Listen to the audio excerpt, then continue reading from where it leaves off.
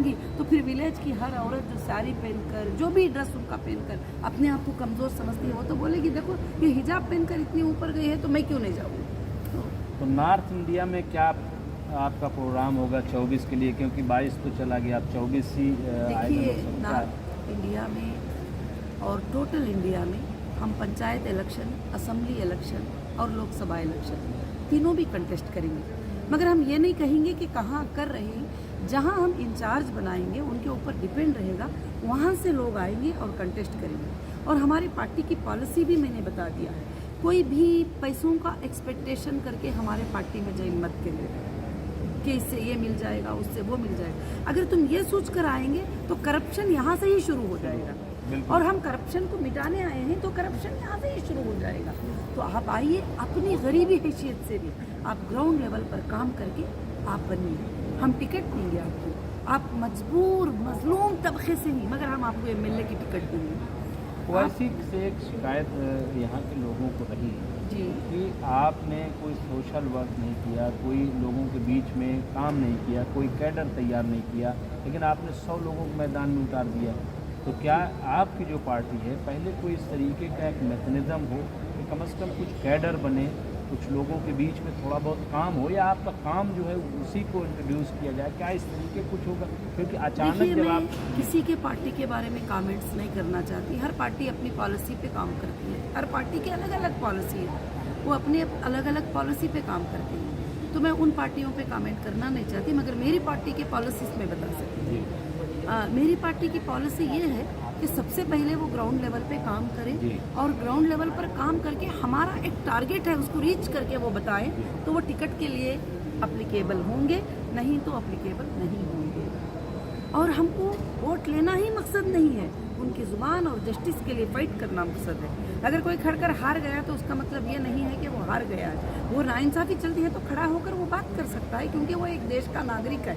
मगर उस नागरिक को भी हम जो है प्रमोट करने की कोशिश किए, जो दबा हुआ तबका है। हम सियासत में आ ही नहीं सकते इतने करोड़ के बगैर, इतने बजट के बगैर, इतने बड़ी मालदारी के बगैर। या तो बाप दादा सियासी होना चाहिए जब ही आना चाहिए।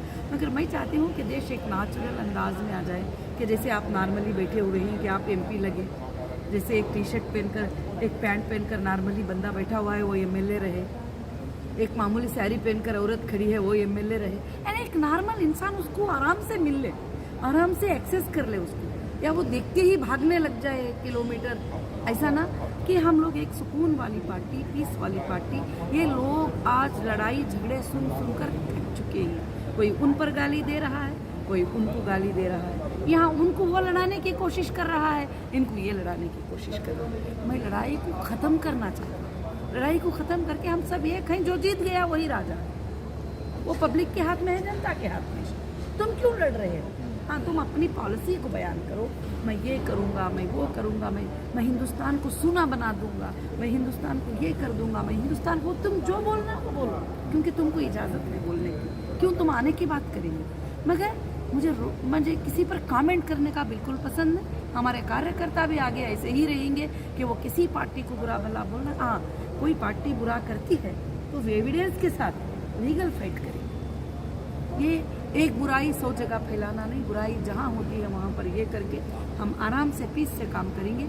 और बगैर बोले मुझे उम्मीद है कि करोड़ों के वुमेन्स हमारी पार्टी में ज्वाइन करेंगे, करोड़ों के भाई ज्वाइन करेंगे, करोड़ों के बहनें ज्वाइन करेंगे, और काफ़ी आर्मी मैन जो रिटायर हो गए थे वो खुद ईमेल कर रहे हैं अब कि हमको एमईपी में ज्वाइन करना है, क्योंकि आपने आर्मी का एक प्रोग्राम करके हमारे दिल को जीत लिया। किसी बड़े बिजनेसमैन ने आर्मी का प्रोग्राम नहीं किया, और जब यूरी अटैक हुआ तो तुमने 5 स्टार होटल में उनकी फैमिलीज़ को फ्लाइट से बुलाकर तुमने एक प्रोग्राम किया। तो ये सबको पता चलता है, आप झूठ कितना भी बोलो वो एक दिन पता चल ही जाएगा, और आप सच थोड़ा भी बोलो वो एक दिन पूरी ज़मीन पर फैल जाएगा। अपना मकसद छोटा है। मैं यही कहती हूँ, लोग भी आकर कभी कभी कहते हैं कि ये पार्टी तो बहुत छोटी है, अभी शुरू हुई है। मैं बोलती बिल्कुल अभी पैदा हुई है, चलने के लिए टाइम लग जाएगा, मगर ज़रूर चलेगी, बड़ी होगी, चलेगी, दौड़ेगी, बैठेगी, काम भी करेगी, सब कुछ करेगी। क्योंकि मैं ये नहीं बोलती कि अब ये बड़ी बुढ़ी हो गई है। ये पार्टी छोटी है, पैदा हुई है, अभी हौसला पूरा है, पूरे मुल्क में हौसला है, कॉन्फिडेंस है, इंशाल्लाह इतना बड़ा कॉन्फिडेंस है, एक दिन एमईपी हिंदुस्तान पे रोल करेगी।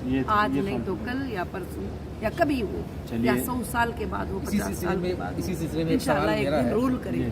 इसी सिलसिले में एक सवाल मेरा है कि अभी मुमताज़ साहब ने कहा कि आपका क्या ऐसा काम है कि जिसको इंट्रोड्यूस किया जा सके। जी अभी एक हफ़्ता पहले मेरा जाना हुआ तिरुपति, जी वहाँ पे हमने आपके ज़रिया कायम किया हुआ जानकारी निस्वा जी संस्था जी जी देखा, जी जो मेरे ख्याल में पूरे हिंदुस्तान में अपनी नौयत का वाहिद इदारा है। जी अगर आपके उसी काम को इंट्रोड्यूस कर दिया जाए तो मेरे ख्याल में आपके पॉलिटिकल पार्टी के लिए बहुत सूखना साबित होगा। तो क्या अच्छा उस जैसे इदारे की जी कि हम सबका मानना है कि बिल्कुल, किसी कौम बिल्कुल। की तरक्की के लिए जी उसका तालीम याफ्ता होना बहुत ज़रूरी बहुत ज़रूरी है। है। और देखिए- आपने जो इदारा कायम किया है वो जैसे इदारे की पूरे हिंदुस्तान में ज़रूरत है। बिल्कुल, आपका सवाल तो बिल्कुल सही है। ये इदारा 1998 से स्टार्ट है और इस पर हमने बहुत काम किया। इसमें आज तक 3000 लड़कियां फारिग हुई हैं पढ़ के, और माशाअल्लाह आलिमियत के साथ उनको डिग्री भी मिलती है और दुनियावी तालीम, कंप्यूटर, और वो MBA भी करते हैं। और यहाँ तक कि अब नेक्स्ट जाकर उनको लॉ सब्जेक्ट भी लाने वाली हूँ। जो हालात मेरे ऊपर गुजरे थे उसमें मैंने स्टडी किया, तो अब मैं चाहती हूँ कि देश के हर बच्चे को लॉ का इल्म हो, इंडियन कॉन्स्टिट्यूशन का इल्म हो, उनके क्या राइट्स हैं उनके बारे में उसको पता चले। मगर ये चीज़ें मैंने कभी भी दुनिया को दिखाने के लिए नहीं किया, ना पॉलिटिक्स के लिए किया है, ना किसी के लिए। मैं सिर्फ अपने रब को दिखाने के लिए और अपने देश की भलाई करने के लिए, अपने देश के बच्चियों की भलाई करने के लिए, ख़ास कर से अपनी कम्युनिटी, जैसे घर से शुरू होता है काम, वैसे अपनी कम्युनिटी के जो लड़कियां जो दबे हुए तबके में बैठ गए थे, उस तबके को उभारने के लिए और उस तबके में मैं एक इनकलाब लाने के लिए जो है मैंने ये काम किया।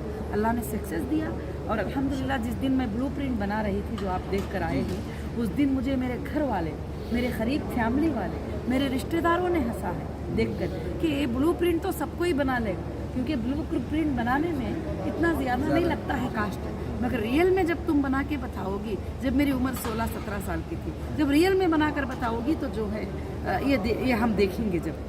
तो आज अल्हम्दुलिल्लाह उससे बेहतर, उससे अच्छा बन गया जो ब्लूप्रिंट था।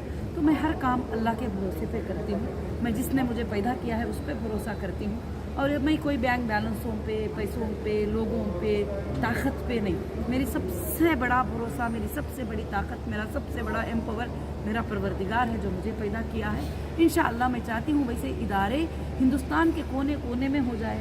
मैंने हैदराबाद में मेडिकल सिटी को फॉर्म किया और हीरा मेडिकल सिटी के नाम से ऑलमोस्ट वो 2018 में जो मेरे प्रॉब्लम आने से पहले वो ओपन होने वाला था, 600 बेड्स का हॉस्पिटल, उसमें थोड़े कामों की वजह से रुक गया है। अब आइंदा चलकर ऐसे इदारे रहें।